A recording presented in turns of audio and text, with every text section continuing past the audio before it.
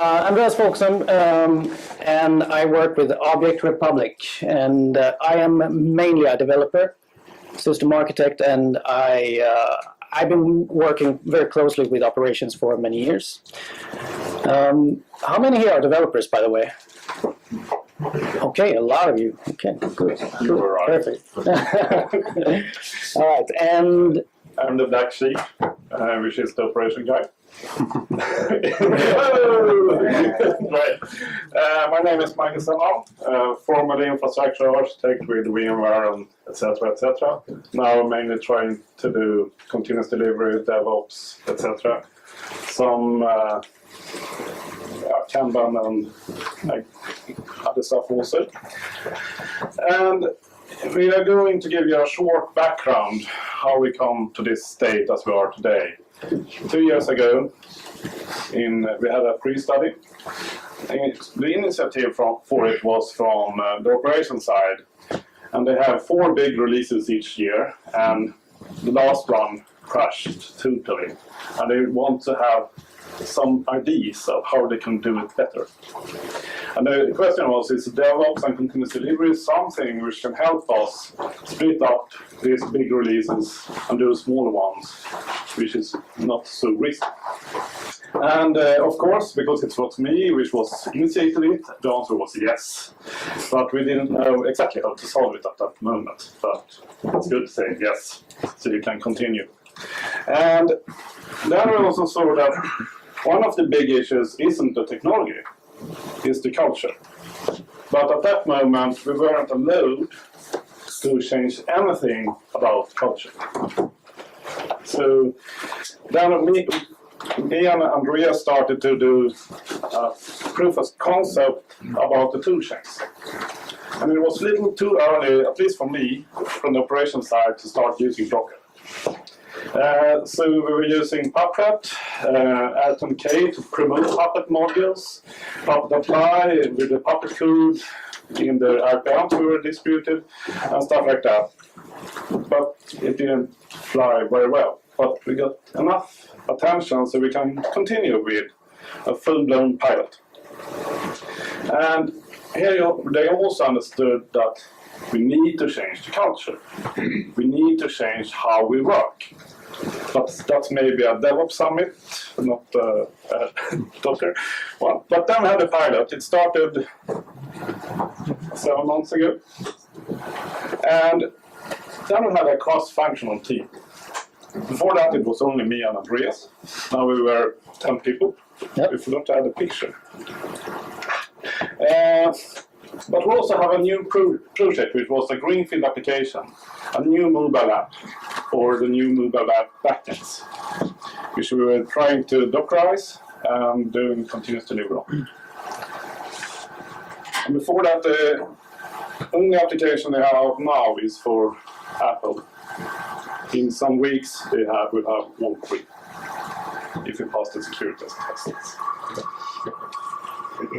yeah, and so at this point, we had big dreams. We had big dreams about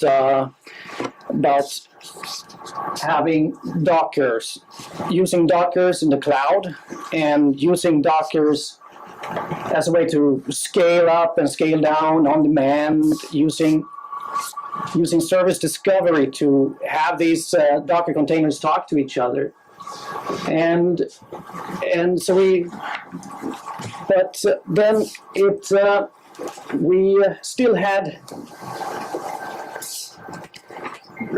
reality.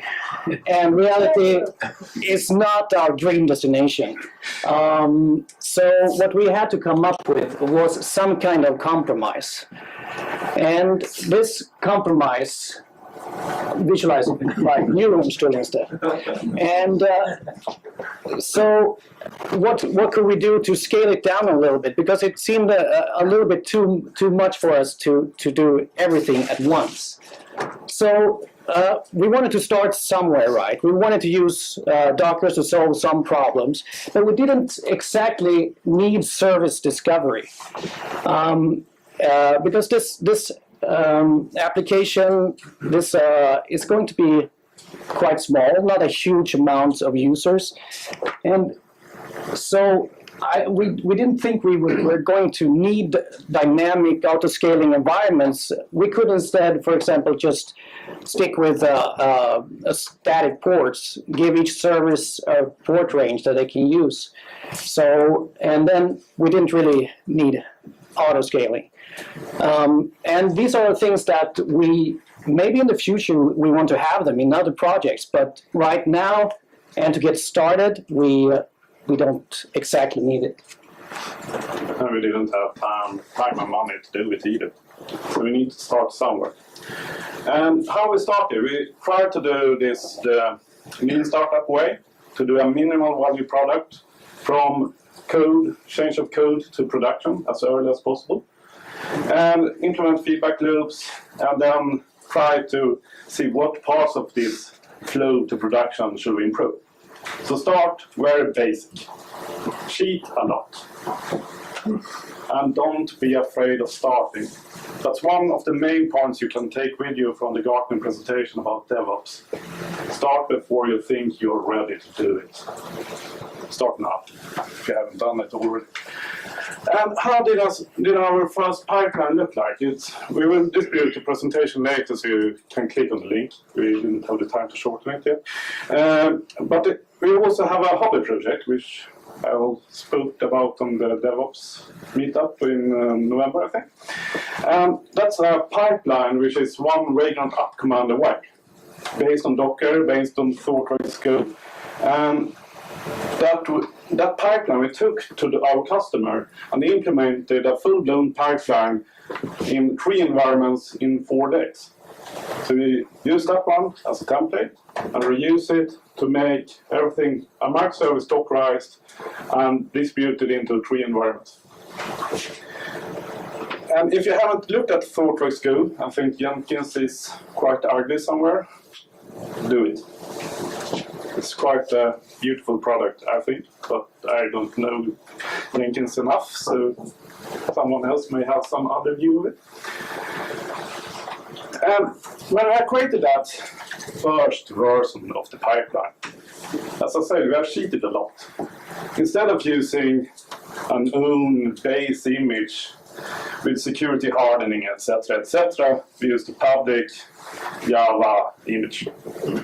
And after that week, we were we know that this could be something we could use.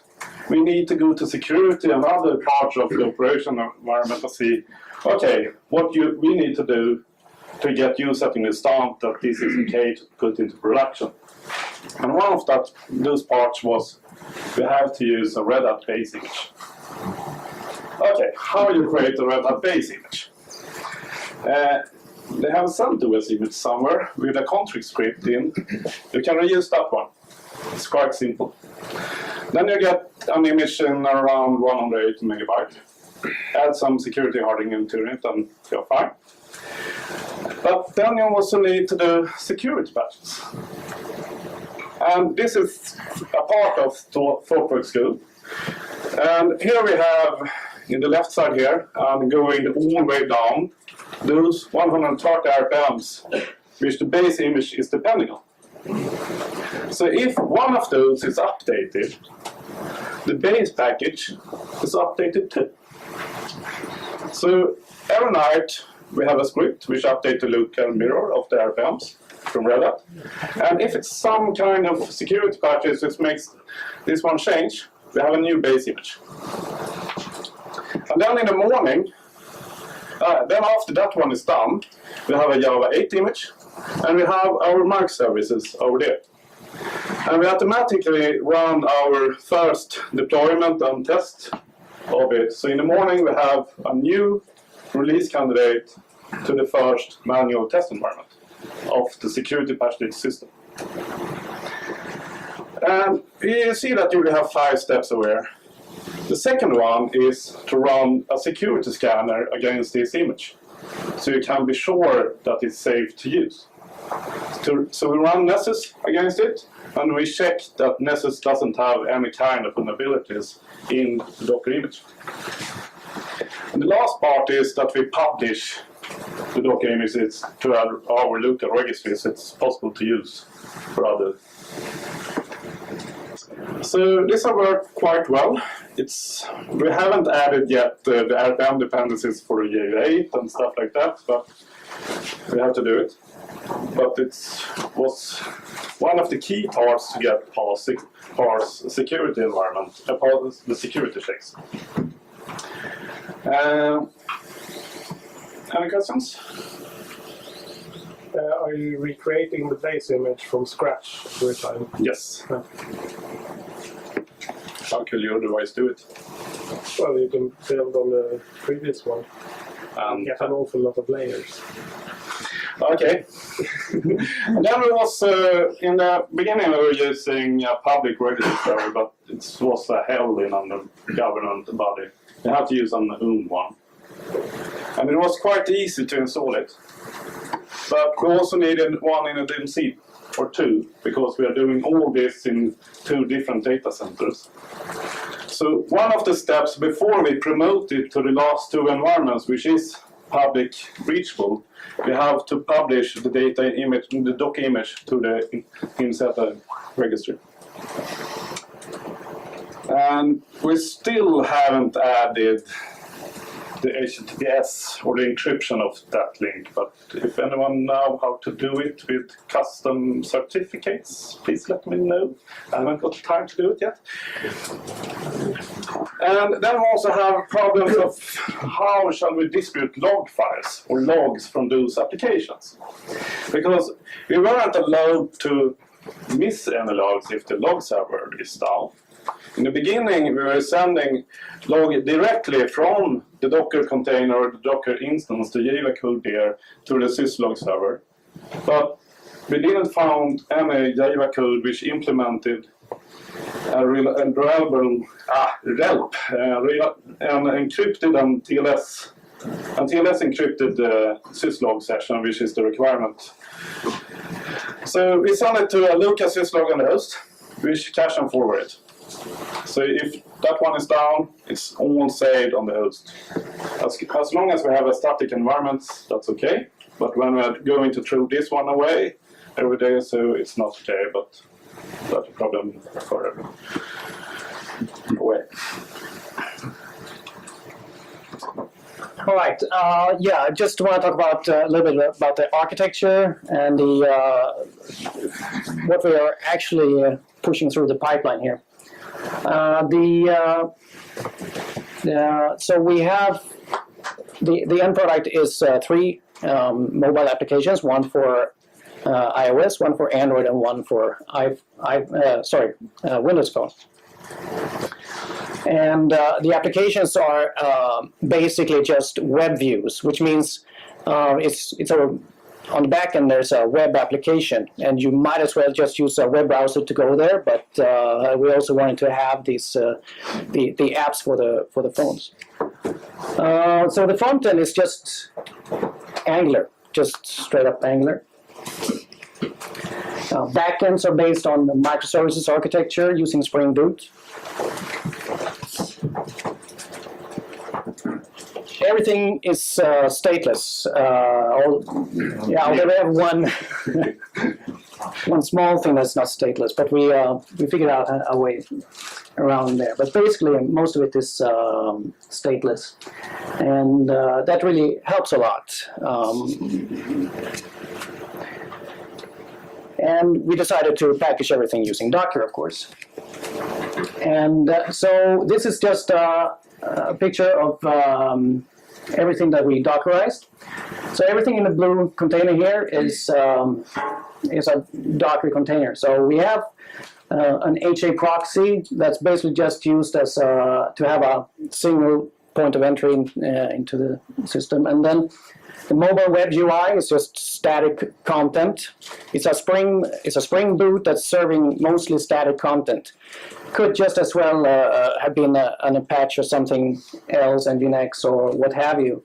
Then all these others are Spring Boot applications wrapped in a Docker container. Okay, that one is a Tomcat. Sorry.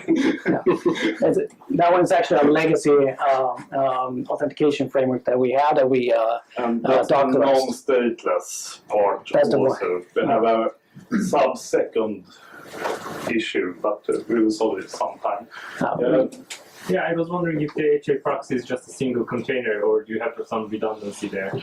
We have everything little balance in between the two hosts also, so it's a single container. But you have, sorry. Yeah, good question.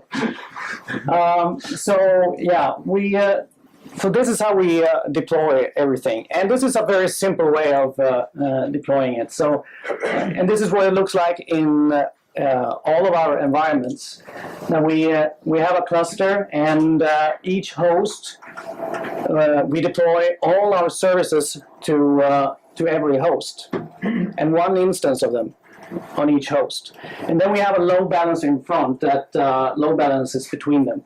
The HA proxy is just merely there as a way to just have one single point of entry. So it's basically blue-green approach. Yeah. And so, it's a very simple way, and each of these services, each Docker container, they listen. We assign the port number to them. So the port number of this one is always the same as that one, and this makes it. This was one thing that made it easier for us in the beginning, that we didn't have to deal with service discovery and such. Actually, one more question about HA proxy. Why did you have to Dockerize that one? As far as I can tell, load balancer is not Dockerized, right? That's it. Yeah. That's a physical one. Yeah. That's a physical one. Or a two plus acting as one. The HA proxy is not really used as a load balancer. And in fact, in the future, it will be replaced by something else, and probably by a Netflix component called Zool. This is not completely done yet, but so the HA proxy it's not doing that much at this point, just as a handy way to have a single point of entry. And we can have some routing rules inside HA proxy right now, so that's what we use it for. So nothing complicated in it at the moment. No.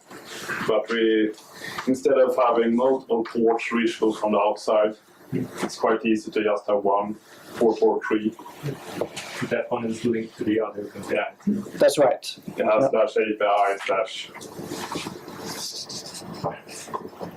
Other questions?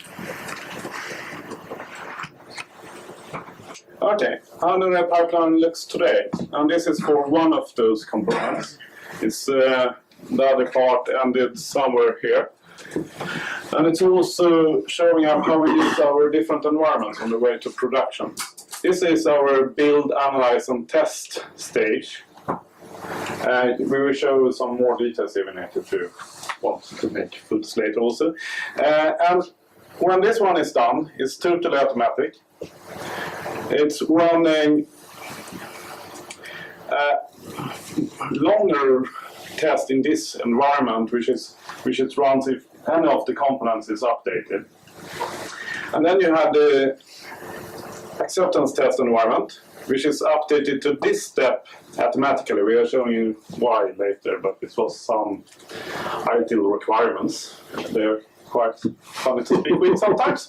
And we also have a feature toggle to check how it's working with the next big release, because that code is quite different, because it's 3 months of coding for 100 people. So we need an environment to check how it works against that version of backends. That means if everything is good in the E environment, you may want to run performance test in the G environment. I don't know why it's called G, but it's called G. And then you have the production environment, which also have one manual step in it to decide that we are ready to go to production. And then everything else is automatic. And all of those environments are load balanced on at least 2 backends. And they are using the same scripts to do the deployment. It's a fabric script and some shell scripts wrappers around it. And it's using the same scripts for all components. That's the reason why you put HA proxy into a Dupped container, then we can reuse everything the same.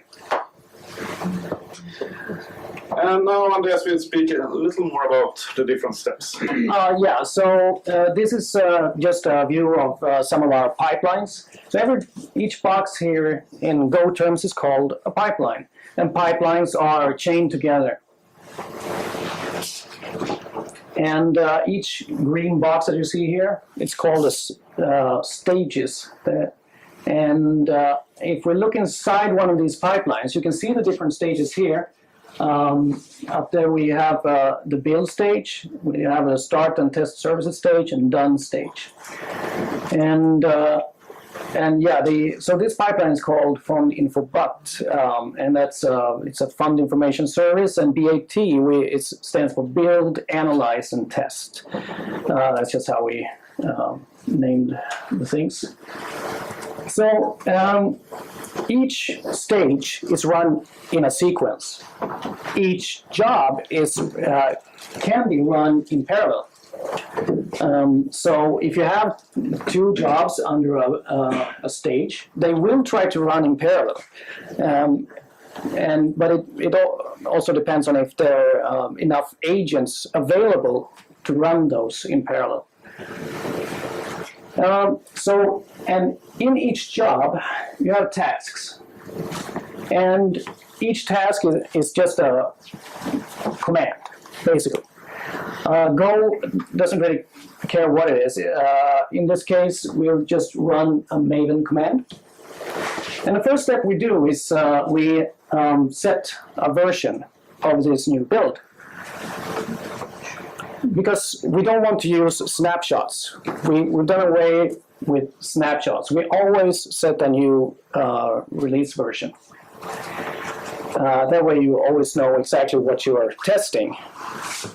And Go will provide us with a version label that we use to set the version.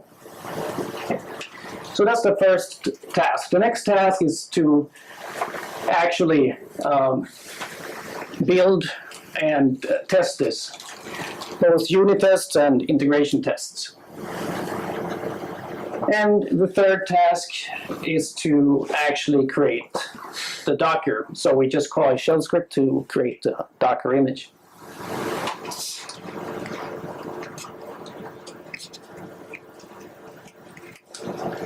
Okay, so I'm repeating myself here a little bit. So we compile unit test, and then we do code analysis in SonarQube. How many know about SonarQube? Okay, so some of you know about SonarQube. SonarQube is a code analysis tool. It analyzes You have a picture of it. Yeah, I got a picture of it here. And it analyzes the codes and creates a dashboard that you can where you can see the state of the code. And in this case, we are analyzing the test coverage, as you can see, represented by this green blob. You can see it by package and drill down to each class, and down to you can look at every row and see if it has test coverage or not. This is for the unit tests. Below down way here we have the integration test as well. So we separate those two. And it also measures complexity, for example. The complexity of the code, which is a standardized formula of telling you how complex the code is. And that's something you want to keep low. It also, another useful feature is actually the static code analysis here. Where it tries to find bugs. It looks for patterns of common problems, common bugs in the system. And sometimes SonarCube is not correct in finding those, but it does a pretty good job with, for example, blockers and criticals. And you can set your own rules, and you can do all sorts of things with that. But in this case, we have decided that we should never ever have any blockers or criticals.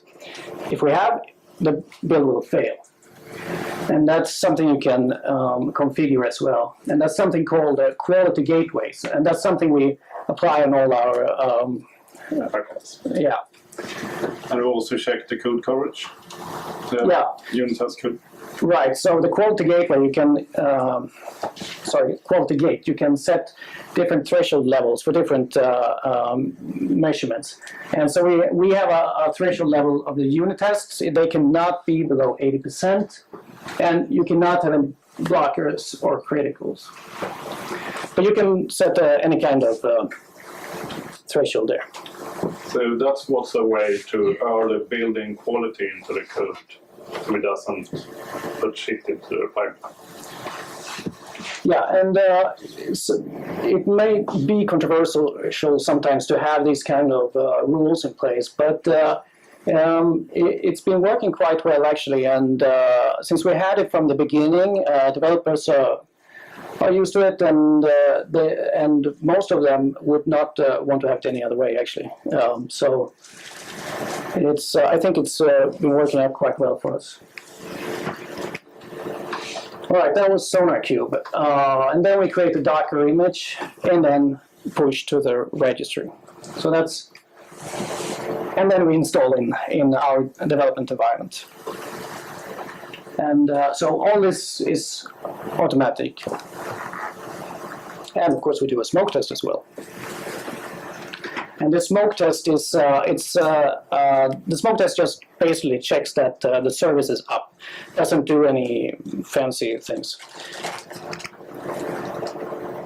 The step 2 is to install the service in an auto test environment.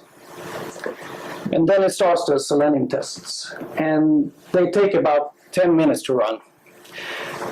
We run a couple of threads in parallel, and so we managed to get it down to about 10 minutes. And it's important also to keep this the time down in order to have quick feedback loops back to the developer. Or back to the operation. Or back to whoever. For deployment. But we should come test anywhere else. And this is just a picture of what you will see if something goes wrong, for example, in the Selenium test. We provided screenshots of where the problem is and a problem description. So this is all in Go. We are going to speak a little bit about it later, but this one is running all the agencies' Docker instances also. Yeah, we'll get to the details of that later. Step 3. So next step is to prepare for the UAT environment. Create a release note and create the year issue, and Mikael will talk about. Yeah, this was the requirement from the release management and the ITIL release process that we weren't allowed to, for a single person to take the decision to move this one into production. We had to do it at least 2 persons. And in this step, we're creating a Jira issue with someone with the management functions. We decide if this changes is good enough to take against production. If these changes adding any kind of value, we'll move over there, which is worth the effort. And then the management person press on the button approve for next. Approve for E, the next environment. And then the test manager push that button. You see a little difference between that one and that one. The pipe in the middle. That's a manual one. That's a automatic. That's a whole difference in Go. That's why I like it. If you compare it to Jenkins, where you have, at least when I tried 2 years ago, 2 different pipelines when you try to do a manual step in it. And here the test manager had to do a work to see, okay, this change is listed in the year issue. What kind of test do I need to do manually to be safe with it into production?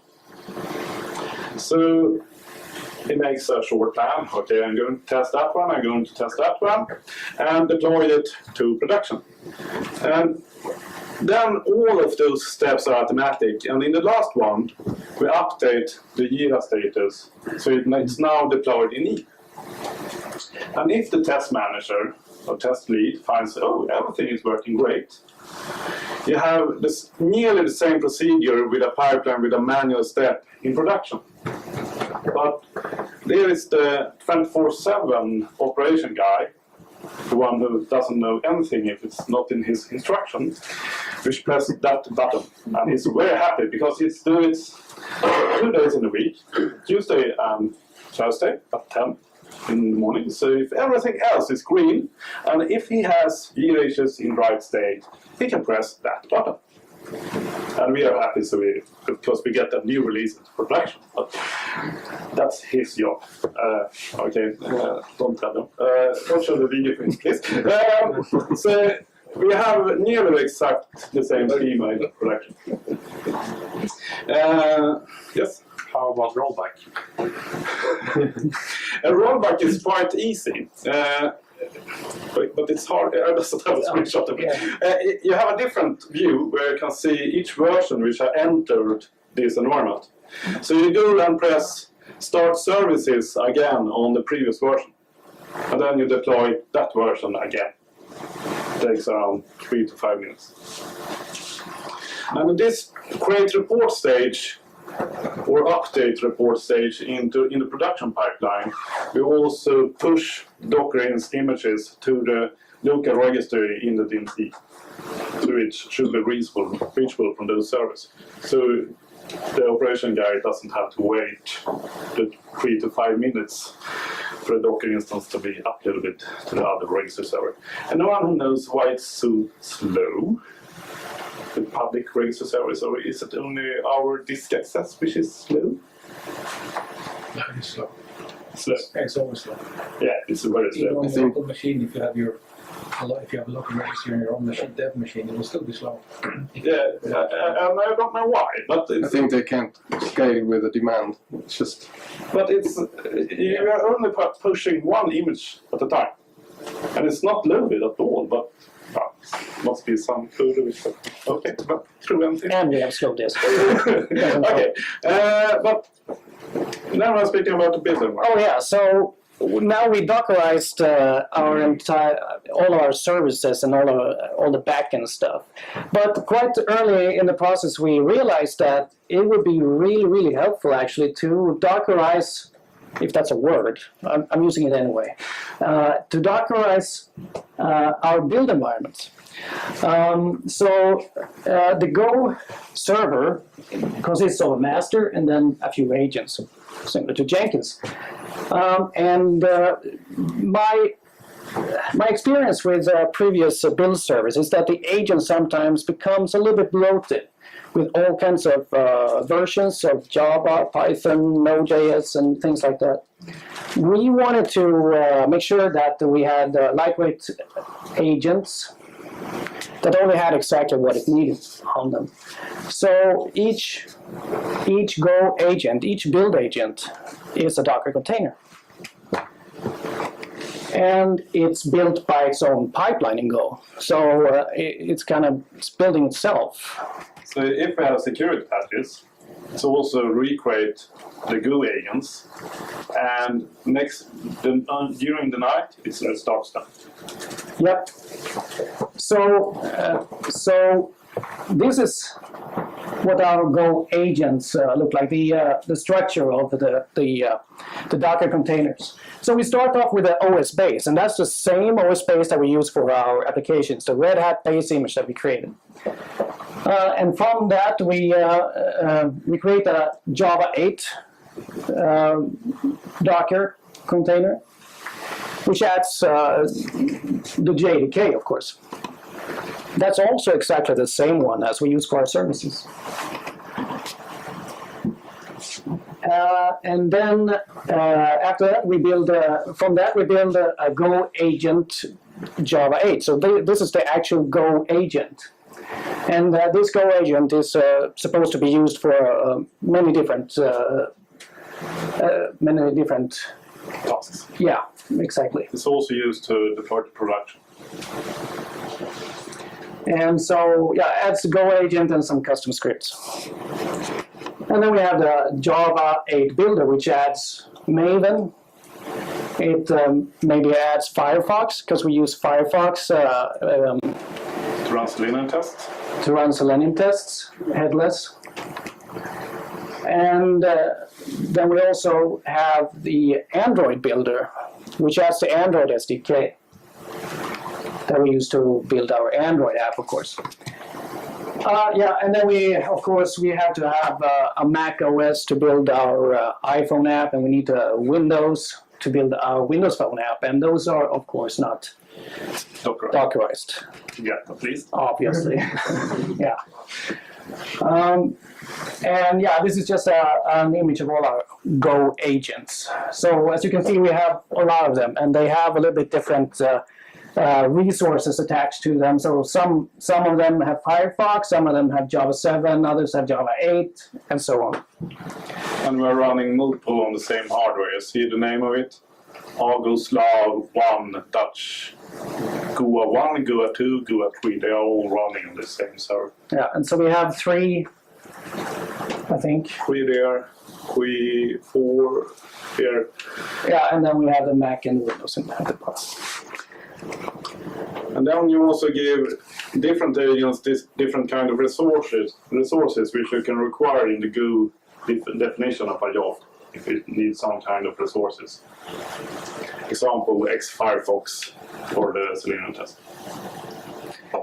Yeah, and like I said, they are all restarted every night to make sure they don't. Yeah, they're clean and they don't get bloated. The Maven repo, local repo, is not growing, or there are still things.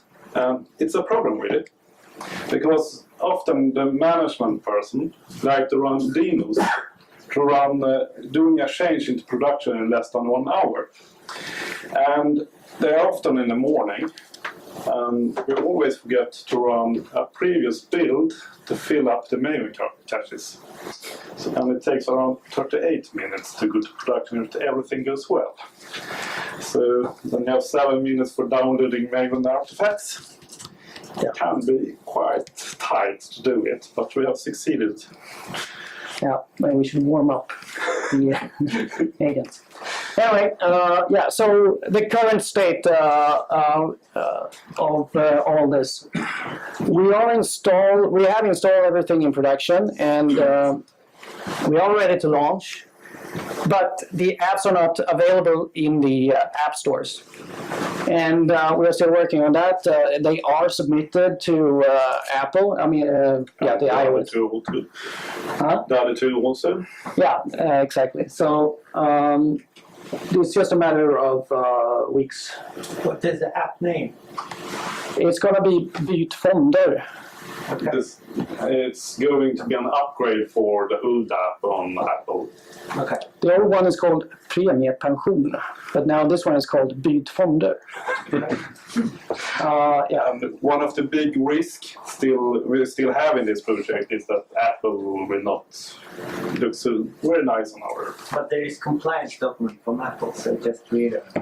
Like, do you use web? Are you on PG rated software? Yeah. Anyway, the agency, the staff of the agencies, they have access. They are able to use the application, and they've been using it. And for everyone who has a phone with a special SIM card in it, I have one in. Yeah. So maybe you can show it. Want to look at it later? I got some screenshot of it. So this is what it's going to look like. with a portfolio overview, and you can change your funds. You can add new funds or remove or whatever, and see the facts about funds and see the current rates. Do you perform like a application security test on that one from external companies? Not from external, but we have an internal security department that is running penetration tests and looking into it. To objectify the view of the and real value of the test, you usually pick up the outsider and ask them for the second-hand opinion. Yeah, it's a good idea, of course. But the common standard is to use internal ones. That's not adds an extra load another. But how do you know if they are lazy or if they do the job? They sign off that it's okay, then it's their problem. You didn't care about equality. I care about equality, but I need, we have some other works to do too. Yeah. So discovery, stuff like that. So you have political layers. We have political layers. It's very much politics sometimes. Otherwise, it wouldn't be fun. No comments. All right, lessons learned. Yeah, so one of the lessons that we took with us is start small, but try to get the whole pipeline or the whole flow to production as soon as possible, even if it's not everything is not correct, or like if you cheat a little bit. That's what we did a lot in the beginning, and so you at least get the pipeline, and then you start to iterate on it and see what the weakness of the pipeline is, or see what you need to improve, and just iterate on it. And so you can show the value. So you get some more money on time to do it better. And it's much easier to ask for forgiveness after you have tried to install Docker on 10 servers and see that it's working. Then you have to do all the paperwork to get it approved and stuff like that. But then you know it's working.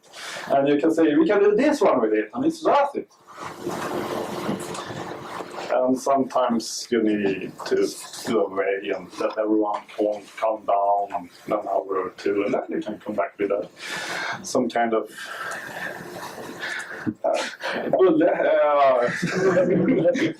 sorry. Focus on a green pipeline. Well, this is something when you work with continuous delivery, it's really important to have a focus that the pipeline is green, everything is working, and if it doesn't, get on it as soon as you can and find out why it's breaking. Find someone that can fix it. You have to drop everything else to make it green, because we always want to be in a state where we can release a new version to production, and we don't want to use branches too much. And if it's wet, you will be sure that some new bug is implemented. So when you turn out the first one, it's still wet, and you don't know if you have fixed one problem or not. So fix it fast. And it's also that if you use Docker instances and don't use continuous delivery, you'll have a patch problem, which is quite big. Now you doesn't have 200 servers with 8 Java instances on it, which you can patch with 1 Java. Now you have 1600 Docker instances which you need to patch. Don't do it manually. You break. So how do you handle, like, if an SSL comes up with a new bug? How is the pipeline? The security patches enter the OS base image, Yeah. and then it's all the way out. So you can put them in production within 10 seconds. Yeah, we have 45 minutes it takes to run the pipe. Okay. But do you have to have a manual approval from some human? The same steps. Yeah. The same steps that we go to. You have this management people which will look at, you have some good value for this release. Yes, security patches. Yeah. And you have, okay, what is changed since last release? Should we test anything special? No, it's not a big change since last one. It's just these security patches, Yeah. and all the automatic tests is running green. Okay, it looks okay. Push it further on. So you can't go and just push the last master branch that was in production and just build that pipeline with just the security badges. We can do that, but we don't branch. But we can choose from Go to use the previous version of that subversion repo, which contains that version, yes. Because the risk of a failed build pipeline should be less if you have the exact same version. We can do it, but it's also with continuous delivery that you want the difference between production and development to be as small as possible, so you feel safe with doing it with those changes on it. But you can go back if it doesn't feel safe with it, yes. How do you handle 0 days? How do you handle 0 days with non-Docker? You have web application firewall that you prepare. I think I'm going to say no comments is the same as the rest of the environment. Okay. But we are not doing anything special with our application which the governance doesn't use for the rest of their environment. Usually if you take, for example, like huge services which the guys like Cloudflare, they know what the current threat matrix looks like. Usually they patch their first application firewall to protect their customers, and then they wait We have for systems to be updated. We have some unknown hardware between us and the public. Okay. Which will take care of that. No. The black box approach. It's the security people's environment, not mine. Sorry. I'm not allowed to speak about it even if I know the brand of it. But. Do you have any plans to get rid of the manual step, the hit ball? Yes. Hopefully when you feel safe with it, and we have done continuous delivery for more than 10 weeks. Right, exactly. Okay, if everyone is green, why wait to put it into production? Well, we believe also, like, when we've done this 100 times and there has been no issue, I think everyone in the organization will feel differently about and maybe feel that it's okay to actually do things automatic all the way to productions. So. But now we have only. We have to prove this first. We have to prove it. And they have to be feeling safe about it. And now we're also trying for them to get used to release twice a week instead of each third month. So it's quite a big trick for them to get used to. Okay, every Tuesday, every Thursday, press on the release button. Not this grand weekend evening when everyone, 100% is going to upgrade their system and trying to get them to work together with the other releases. Hey, press, but then you're done. And the last part is. I had a question too. Maybe it's the end. I can ask it in the end, but if you want to continue. It's this slide and one more slide. So you have to speak with the people. The culture is the hardest part. Get everyone to agree that we should use something new. At least that I go around about it. And for people to get used to do this release more often, it's quite hard. And how will continuous delivery change the full management workflow and how you organize your teams? That's very hard questions, but you have to begin working with them because everything is working together. Technology, culture, leadership, and how you do the architecture of your components so you can upgrade them independently of each other. So in IT, everything is a big mess. And you have to move the big mess in small steps forward. But don't forget a small part like management. They will throw it back if you don't take them with you. Sorry. Future projects. Yeah, so we have new projects starting. And of course, we're going to reuse as much as possible of what we've done. But we will keep evolving and trying to get to that dream destination that we originally wanted to go to. We want to have dynamic environments and we want to have service discovery, and that's I think that's. And we also want to improve the config handling. We didn't talk very much about it, but there are definitely some improvements that we want to make to that. And the logging, we want to improve on the logging. We want to start using something like the elk stack in order to be able to search for logs easier, and yeah. And as I said earlier, we are going to work with the culture and the methods and these big giants which are there in the management side.